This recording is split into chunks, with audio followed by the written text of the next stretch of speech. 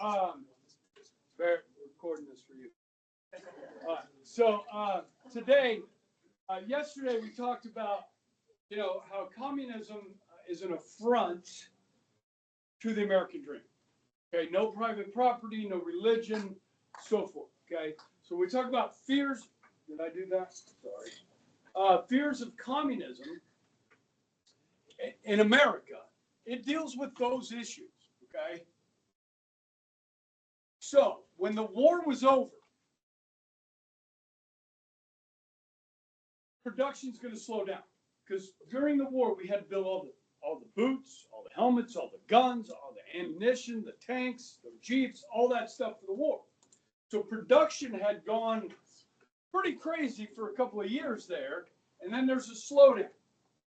When there's a slowdown, sometimes wages take a hit, sometimes people get laid off from their jobs and so forth. So when production falls, we have workers that are upset. Okay, workers that had formed what are called labor unions. Okay, so if you ever hear the term big labor or just labor, they might be referring to labor unions. Okay, and they play a big role here in the United States when it comes to the working people. So, in 1919, Woodrow Wilson is still president. There will be 4 million people on strike. Now, guys, let me ask you a question. What do labor unions want? First of all, who do they represent? Labor unions. The workers, right? Would you say the majority? Majority of people are workers, yes? I'm a worker bee, okay? I'm not the owner, I'm a worker bee, okay? Now, some say I'm in management because I'm the social studies department chair. So tomorrow, while you guys have the day off, we're meeting with your middle school history teachers. What are we going to talk about? Learning intentions and success criteria. And I'm not sure what else, but I'm in charge. So whatever I talk about for 40 minutes, or we talk about. So my management, not really. I don't really get to make any decisions here. So I'm a worker bee. So the majority of people, the workers joining together to bargain against who? The ownership and the management, yes? Now, what is their goal generally of these unions? To get what for the workers? More money, better working conditions, safety, benefits. Okay? Like I could share a few things about what the school over at Northwest has that we don't have for the workers. For instance, I just mentioned that I'm social studies department chair, yes?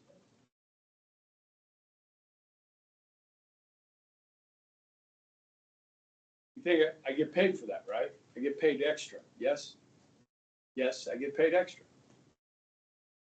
It's about $1,000. Okay?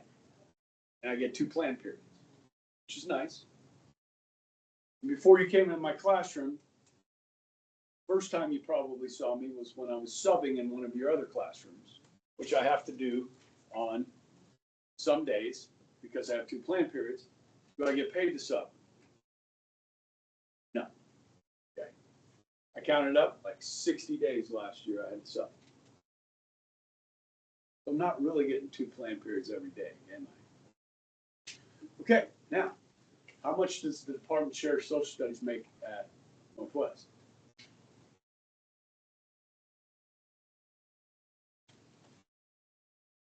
$5,000.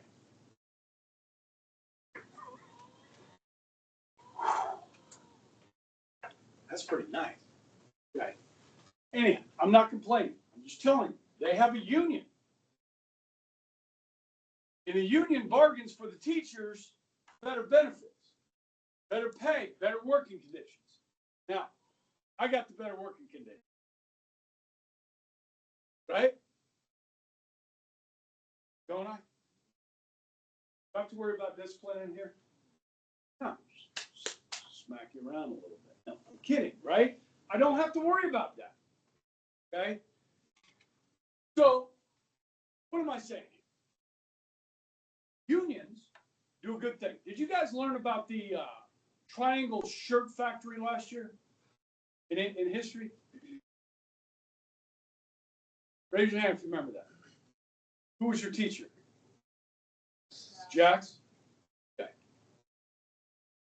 You don't remember this? Remember this? Triangle Shirt Factory? Who'd you have? You weren't paying attention. Okay, guys, in the Northeast, we used to have a large textile industry up there, okay, in Massachusetts, okay, New York, okay, and there was a shirt factory, textiles. And who worked in the shirt factory? Women, right? And they worked these women hard. They didn't pay them very well either. And they didn't like the women to take breaks because that hurts productivity. They especially didn't like them stepping out for a cigarette. Okay, so they locked all the doors.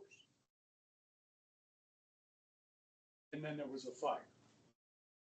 Okay, unions have led to great strides in this country for workers. Okay, now I'm just going to throw this out here. Talk about it later. But some people might say that the unions have done too good of a job.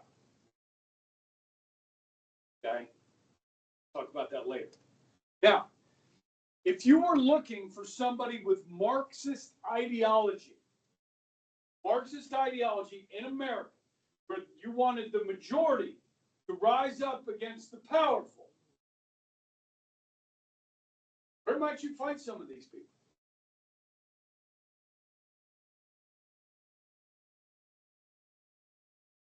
In a labor union?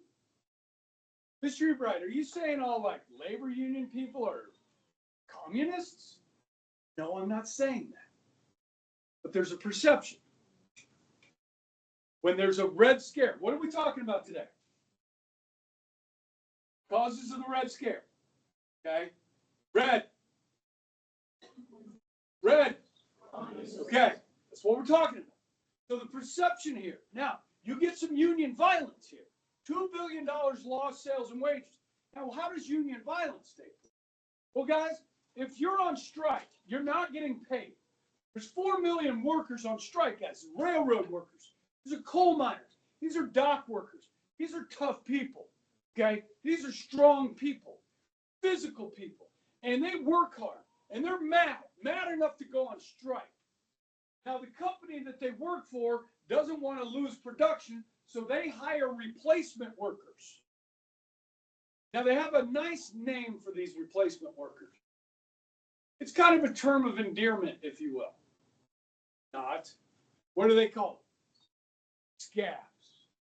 How would you like to be called a scab? Okay, replacement workers. So, you're this guy, you don't have a job, this other dude's on strike, and you're going to come take his job while he's on strike. Is this guy going to like you? No. Does he want to kill you? Maybe.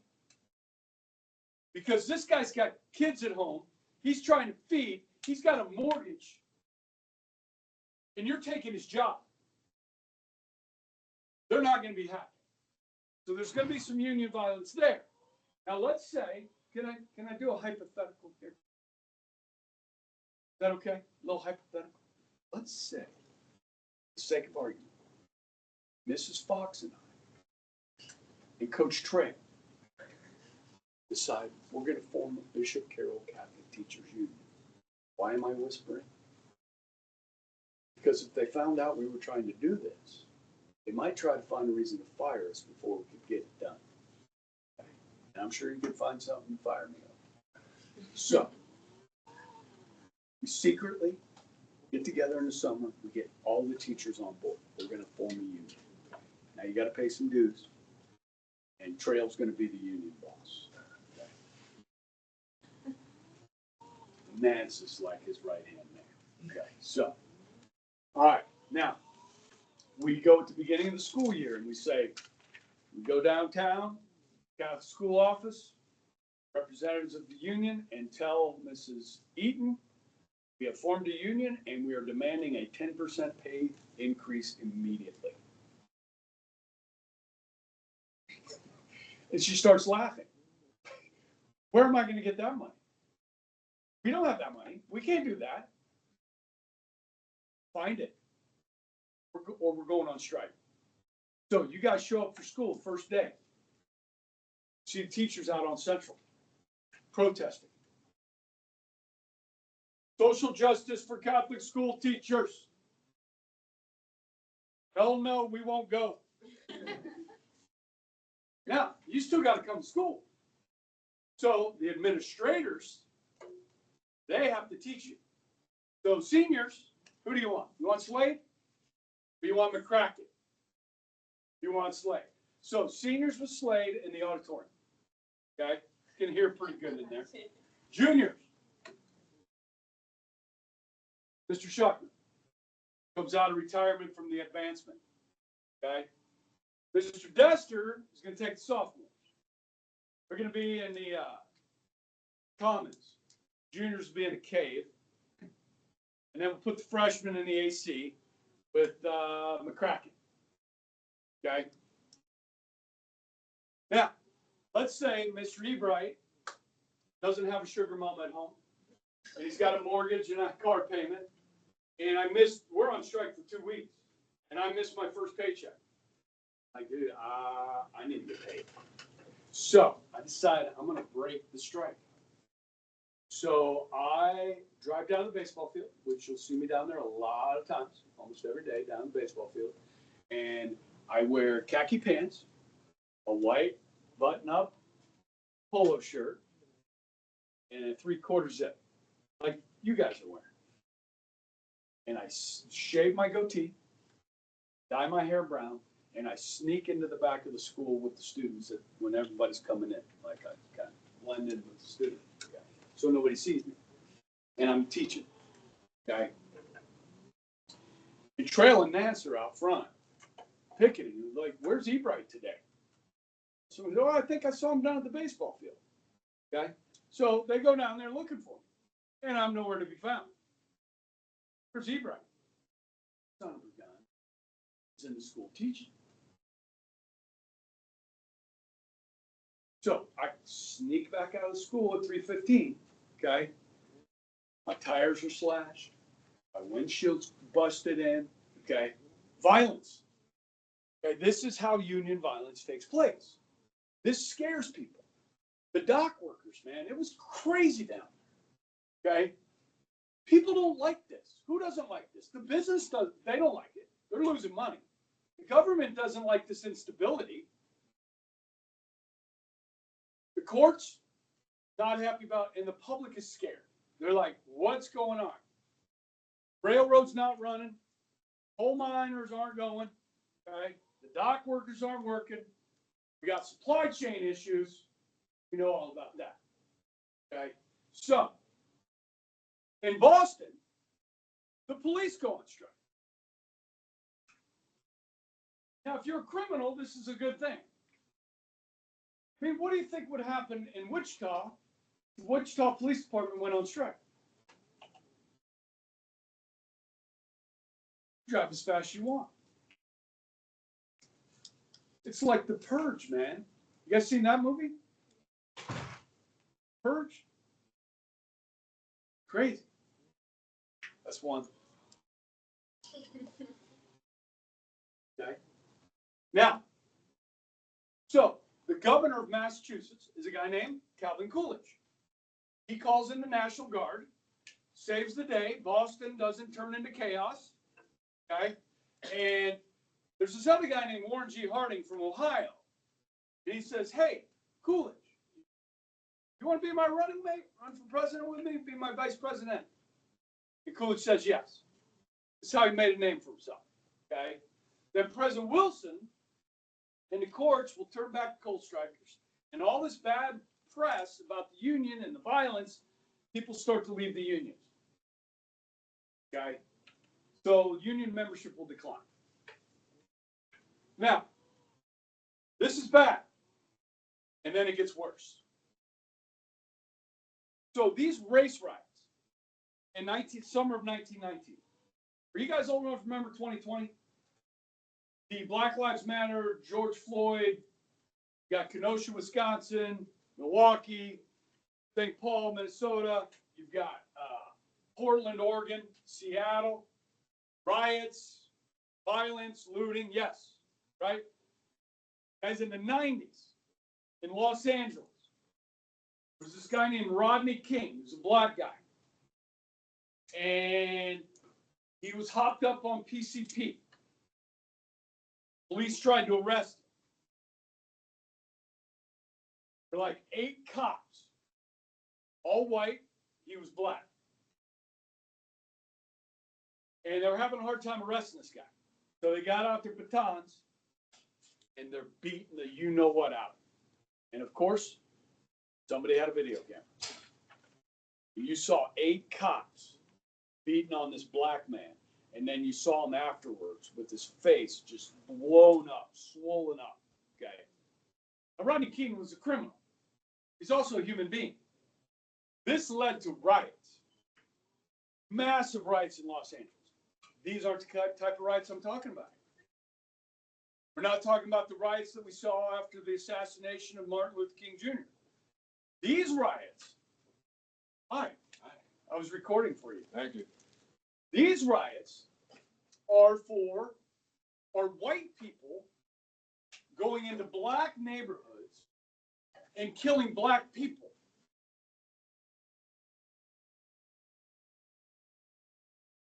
In Chicago, Lake Michigan, Lake Shore Drive. Any of you guys been to Chicago, Lake Michigan? Okay. Lake Shore Drive. There's a beach. This beach, where the white people go. This beach is where the black people go. Now, guys, this is segregation in the north, in Chicago, 1919. Okay? Some of the blacks come over into the white beach. Big fight breaks out. A mob is formed. People are killed. How many guys heard about the story of what happened in Tulsa, Oklahoma? You guys have heard this? 1921. So this is a couple years later. Just had the 100th anniversary 3 years ago. There was a borough or a neighborhood in Tulsa that was almost all black. But this neighborhood, guys, was a thriving, vibrant community with black-owned businesses, black employees. You know, they were middle class. They were doing very well. Now, back in the day, when you rode an elevator, sometimes that elevator didn't have electric doors. So they had an elevator operator. You know, somebody that would man the operator, raise the gate and close it for you and push the button. You know what I'm saying? Might have seen this in the movies. Well, in Tulsa, there was this young black guy. He's a teenager. And he was accused of sexually assaulting a white girl. The mob formed. They went into this community looking for this 18-year-old, 17-year-old. Couldn't find him. Felt like the people were hiding him. And over the span of the next 2 days, an entire community was ravaged, burned. More than 100 people murdered in Tulsa, Oklahoma. Okay? Same type of violence as we're talking here. White on black violence. Okay? So this gets the nickname as the Red Summer. Now this one might be more representative of blood than communism. Okay? 76 blacks lynched. Okay? James Weldon Johnson called it the Red Summer of 1919. Now, this is the Attorney General of the United States, the top law enforcement officer of the United States. They enforce federal law. His name is A. Mitchell Palmer. He works for President Wilson. Now, he feels that all this violence is being stirred up by communist agitators. You remember how I told you yesterday?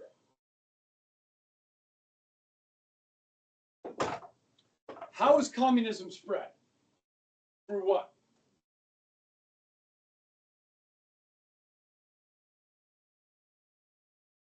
Revolution. Revolution. Do we have on our hands what some people might perceive as the beginnings of a revolution? The violence, the chaos, okay? Again, perceptions and reality, okay? So Mitchell Palmer pens something called A Case Against the Reds and publishes it in the New York Times, where he's laying out what he sees going on, okay? So, this is bad. It gets worse.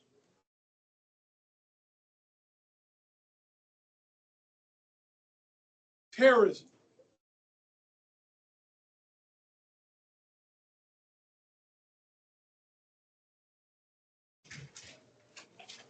Mail bombs. You guys ever heard of Ted Kaczynski? You know who that is? The Unabomber. That was like in the 90s, I think. Similar situation here. 36 mail bombs be sent to 36 different targets. Among those receiving these mail bombs, the Attorney General himself, Mitchell Palmer, the Secretary of Labor that deals with unions and worker issues, things like minimum wage, which there is none at this point. What kind of business is J.P. Morgan in? Banking. He's a multinational banker. Somebody in the third hour said money. That's the business he's in, money. And then Nelson Rockefeller. His business? Oil. Or if you're in the South, oil.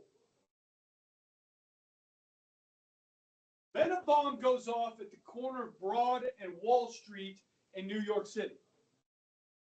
Anybody know what's at the corner of Broad and Wall Street?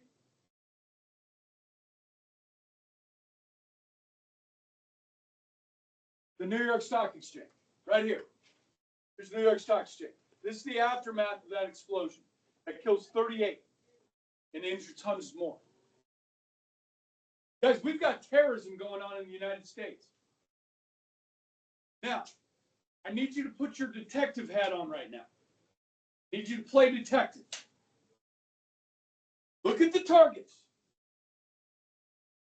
Who's being targeted?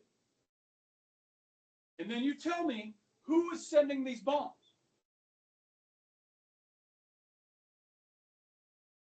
Rockefeller, Morgan, and the New York Stock Exchange are glaring examples of what economic system? They're capitalists. This is capitalism at its peak.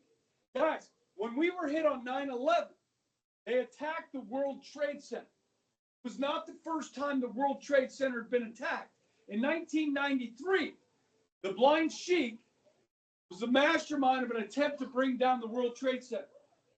They bought a truck and they filled it with explosive vans, filled with explosives, and drove it into the underground parking garage of the World Trade Center and detonated in 93, trying to bring down the towers. It didn't work. The bomb went off. 6 people died, hundreds were injured. World Trade Center is a symbol of American power, economic power. Okay? It's a symbol of capitalism, as are these folks. So who's sending the bombs?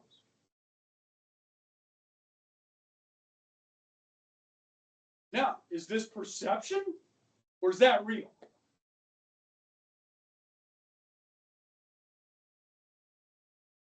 It's probably real, wouldn't you say? Now, are the race riots being caused by communists? Probably not. Is some of the union violence being egged on by communists? Possibly. Is the country filled with Bolsheviks and anarchists? Probably not. Are there some here? Yes. Is it illegal in the United States of America to be a communist? No. Is it illegal in the United States of America in 2024 to be a Nazi? Is it illegal? No. We live in a free country. If you want to be a communist, you can be a freaking communist. Now, if you fly the Soviet flag instead of the American flag at your house, or the Nazi flag at your house instead of the American flag, your neighbors may not take too kindly to it.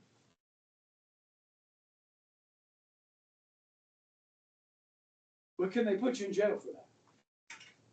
Yeah. Mr. Ebright, there ought to be a law against that. Well, then we're not free. Sorry. Okay. It gets worse. It goes from bad to worse. Homer, he's paranoid now. This is his nickname. Paranoid Palmer. That's what the media is going to start calling him. This freaking guy's paranoid. What's he doing? He's rounding up a bunch of people and arresting them illegally without due process. You know,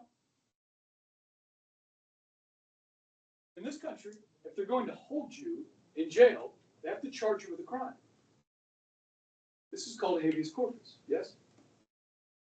Hello? Habeas corpus.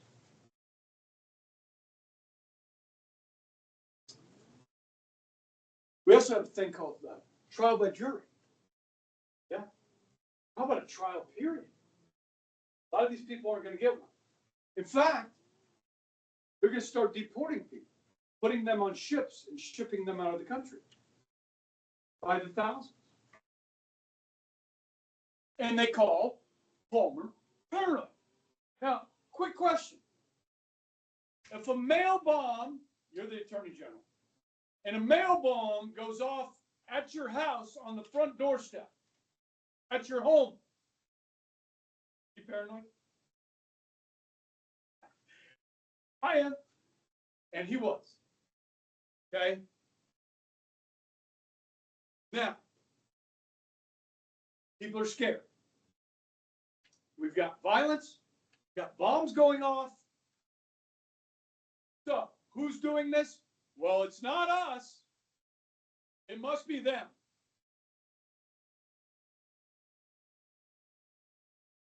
Who is us and who is them? Mr. Ebright is us. Everybody else in this classroom is them.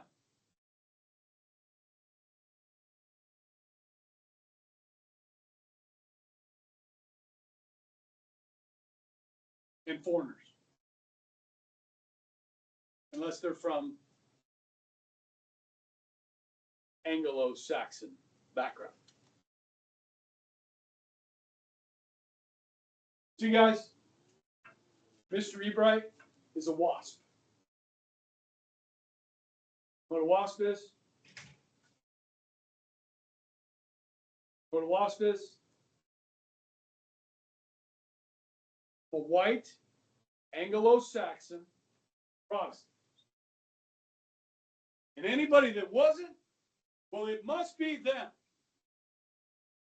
that's causing all these problems. Because we don't do that. We don't act like that. Perceptions. Okay? Fear. You with me? It gets worse. So we talked about this, guys, with xenophobia. Okay? So now let me dig into it a little bit, okay? Because foreigners are going to be a big part of this fear. Do we have xenophobia today? Which foreigners you fear? You got xenophobia? Do you have xenophobia, or we as a population have? No, it's not me. It's just everybody else in the street that has xenophobia. Yeah. Austin, you got any xenophobia in you? Who do you not want coming into the country?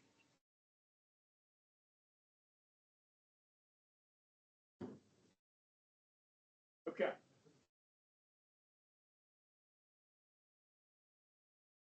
Or can't?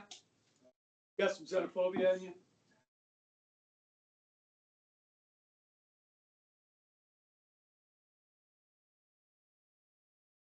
Arnold?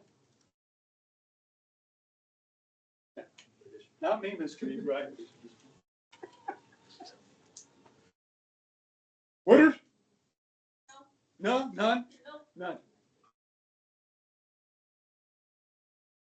All right. So let me just throw this at you. Okay, this is kind of what goes down. Okay, so we're talking 1919 to roughly 1924. Okay, so immigration restrict. This is a group of people that just forms this league, and they say, listen, if we're going to keep importing people, immigrating people here, they need to be able to read. Now, is that a justifiable policy? Not necessarily you have to read English, you just have to be literate so that you do not become dependent on the rest of us for your subsistence. Like you're coming here, you can take care of yourself. I don't know. We could debate that. And then in 1921, they started setting quotas. Like, we're only going to allow this number of people into the country.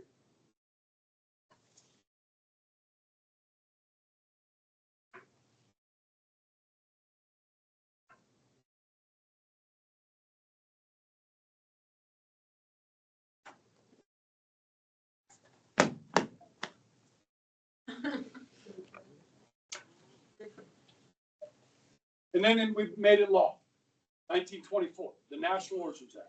Now, guys, if you look at this, guys, only 150,000 immigrants entered the United States over that 5-year period. There were certain months under the Biden administration where that happened in a month, let alone over 5 years. Okay, so this immigration policy is going to favor Northern and Western European immigrants over Southern and Eastern European immigrants. Okay, so if you look at this graph here, check this out.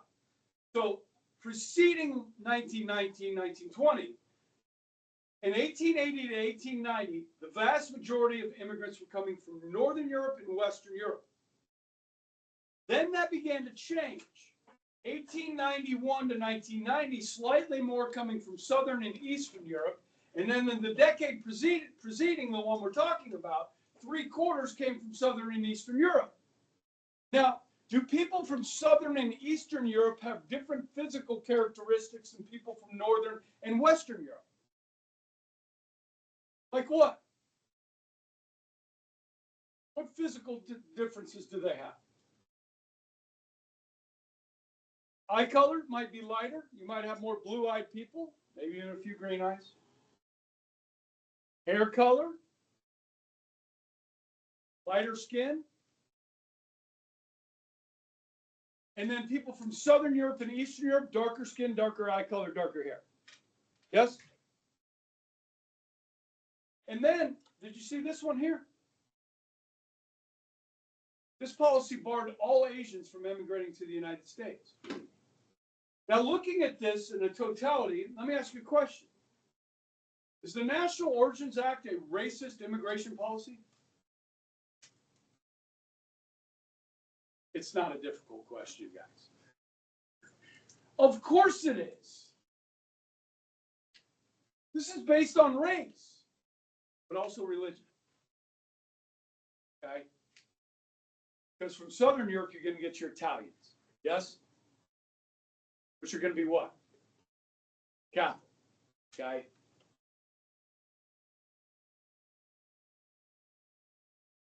All right. So this leads to more action. Now, got a couple pictures. I went to Ellis Island a few years ago. This is what good history teachers do. They go on vacation to historical places, take pictures, and put them in their notes. Okay, so this is from Ellis Island. I'll show you this one first. These are headlines from the New York Times. Reds plotted countrywide something, maybe revolution. Arrests exceed 5,000, 2,600 some exiled. Okay, here 500 Reds at Ellis Island. Alexander Berkman, the anarchist, to be deported. Case of Emma Goldman now up for decision.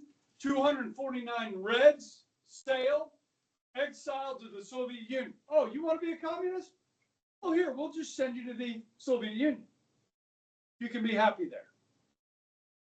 And maybe starve to death. Okay? We'll see. So, now, this is what is really behind this. Some of this is fear. Some of it is just white supremacy. Okay? Now, so the America of the Melting Pot comes in. This is New York Times, April 27, 1924. So this was immigration prior to 1924, in the years preceding. Now, these are your Anglo-Saxons here in Britain. Okay, any of you guys watch the Vikings series on Netflix? I'm watching Vikings Valhalla right now. Are you watching that? Pretty good. And the Vikings fight against the Saxons, right? And eventually the Saxons settle in England. That's where they're from. Okay, and those were the people that settled the New World, at least on the colonial area, right? On the east coast of the United States today. Okay, they were all white Anglo-Saxon Protestants. And then they brought with them some indentured servants from Ireland. And they took control of Northern Ireland, which was all Catholic, controlled by the Protestants. You know what I'm talking about? Northern Ireland, Belfast. So, Britain, Germany you see a lot, okay? In Germany you're going to get a mix of Protestants and Catholics, okay? Now, you even allow some turkeys in, 1 to 5,000. Here, you got some French, Romanians, Yugoslavias, Austria, Hungary, Czechs. You got quite a few Czechs. Some of those people came to Kansas, right? Some Swedes came to Kansas, yeah? Okay, up here. And then your Russians, talked about Coach Laban yesterday, his grandfather.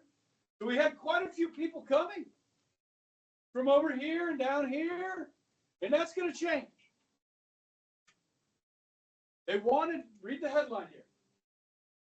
The effects of new immigration legislation described by the sponsor of the bill, chief aim, he states, is to preserve the racial type as it exists here today. So if 70% of the population is Anglo-Saxon, 70% of the immigration needs to come from there. If 6% is Italian, we'll allow 6% of immigration to come from Italy. Follow me on that. Okay? So that's what this did. And yes, it's based on race, and it's based on fear. Okay? Going with me? Okay. Now, did I tell you it was going to get worse? It's going to get worse.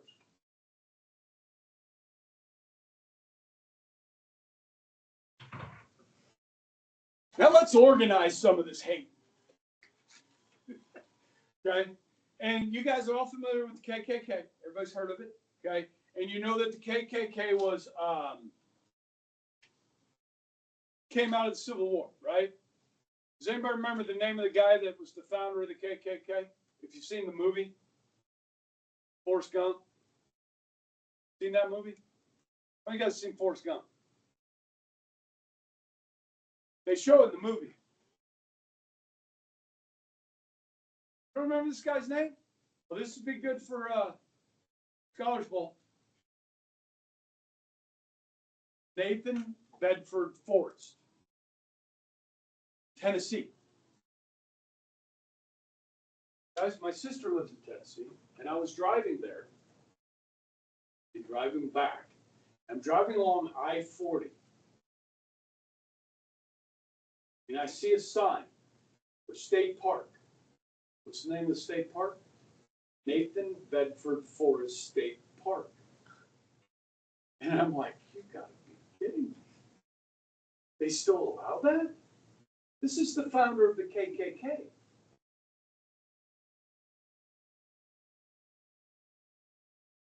I'm kind of shocked they hadn't changed the name. But it is Tennessee. Considered part of the South. Okay? I was pretty surprised. Okay? Now, 6 years ago, you guys know I'm a baseball coach. So I have a meeting. I say, everybody that's going to try out for baseball, come to the meeting. Write your name down.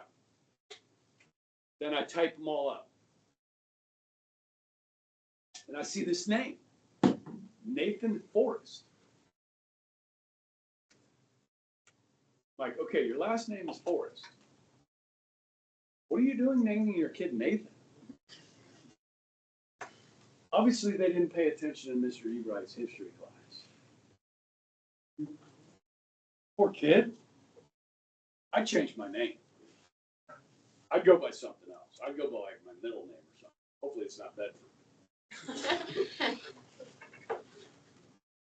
Did you guys know that kid? He's a nice kid. I don't think he was a member. Lily, you okay? Yeah. Am I boring you? No. I think these are good stories. Yeah. Okay. Are you more or less likely to remember that name after I told you the story? Okay. Case closed. Yes. Did you talk to the kid about? I did. How did that I'm like, Nathan, did you know this? All right. Listen, I'm done. I'll put it away. Okay. And I haven't put it away, obviously. Okay. So anyhow, guys, 4.5 million members. Now, this S&W means mostly South and West. The Klan was very prevalent. But guys, it was nationwide. I just pulled this off the internet one day. And this is Milwaukee, Wisconsin, Flag Day, which of course, June 14th, Flag Day, 1924. This is Wisconsin. This is in the north. The Klan is everywhere. But it's very powerful in the South. Okay? So if you're a black person living in the South, Birmingham, Alabama, where do you get justice? If the jury pool is made up of people where some of them might be on members of the Klan, where the sheriff deputy might be a member of the Klan, and they really restrict your ability to register to vote. So you have a hard time electing people that will try and bring you justice when you need justice. Guys, the reality is you're not going to get it. And this will go on like this for decades in this country. You might say more than a century. Now, good thing here. In 1925, the Grand Dragon of the Indiana chapter, that's the state chapter, the head of the state chapter of the Klan, it's called the Grand Dragon, convicted of murder, and the newspapers start to expose and tell people what the Klan is up to. Terrorizing people. Terrorizing communities. Okay? And so we will see a decline in the Klan. A lot. I mean, 4.5 is a lot. 4.5 million is a lot. You go back and pull up YouTube videos of the Klan marching on Washington, D.C., and see hundreds of thousands of Klans people walking down the National Mall in their garb, wearing these. It's creepy. Okay? Now, some of the people that were caught up in the Klan were just, it's like a civic organization. It's made up of white Protestants. Okay? The Knights of Columbus is a civic organization, yes? Made up of Catholic men. You have to be white. No. You have to be Catholic. Yes. I can't join. I'm angry about that. No. Catholic men want to have their own organization. I'm okay with that. And the Knights of Columbus does good things for people. Yes? It's a good civic organization. Okay? I'm not going to sue to get in.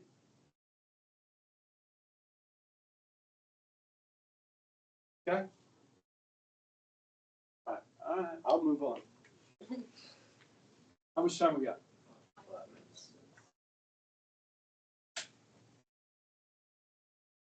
Have you guys ever seen a movie called A Time to Kill? Samuel L. Jackson. Ladies, Matthew McConaughey. Time to Kill. Based on a book by John Grisham. Nobody seen it? Anybody read the book? The first 5 minutes you slept. No. You can't sleep through that movie. It's too good. Okay? All right, I'll talk more about it later. But all right, I got one more thing. I'm going to have you write these notes down, and then I will talk about them tomorrow. Or not tomorrow. Tuesday. You guys want some homework or anything over the break? Are you good? You're good? You don't need any? I put in some participation points for you. Did you see that? Everybody's got 100.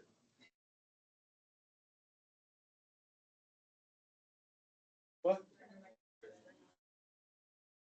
Which one? Oh, yeah. YouTube channel is called Mr. Ebright.